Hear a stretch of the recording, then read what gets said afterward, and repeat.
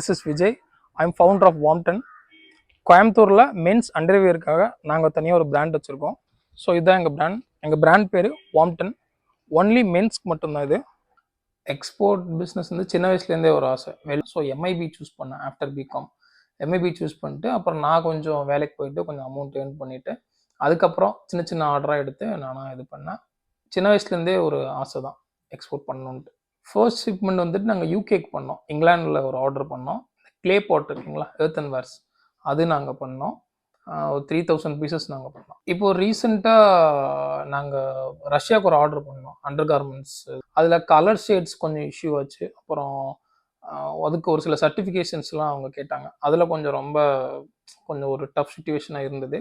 அப்புறம் logistics team எங்களுக்கு help பண்ணாங்க. அதனால நாங்கள் அதை சால்வ் பண்ணோம். டொமஸ்டிக்கில் வந்துட்டு ஒருத்தர் வராரு, நம்ம பொருள் கொடுக்குறோம், அமௌண்ட்டு வாங்குகிறோம், ஜிஎஸ்டி ஃபைல் பண்ணுறோம், அதோடு நம்ம வேலை முடிஞ்சுது. ஆனால் இன்டர்நேஷ்னல்னு சொல்லும்போது உங்களுக்கு வந்துட்டு நிறைய இன்ஸ்பெக்ஷன் நிறையா இருக்கும். டேமேஜ் இல்லாமல் ஒரு கூட்ஸாக அனுப்பணும், ப்ராப்பராக பேக் பண்ணணும், அந்த கூட்ஸுக்கான டாக்குமெண்டேஷன் நீங்கள் நிறைய விஷயம் ஃபாலோ பண்ணி நீங்கள் ப்ராப்பராக ரொம்ப அழகாக ஒரு குவாலிட்டி டெஸ்ட் பண்ணி எல்லா பொருளையும் நீங்கள் ஃபாரினுக்கு அனுப்புகிற மாதிரி இருக்கும். ஆனால் அவர் வந்து கூட வாங்கிட்டு போகலாம். ஆனால் இங்கே அந்த ஒரு ரிட்டர்ன் கான்செப்ட் இருக்காதுங்க.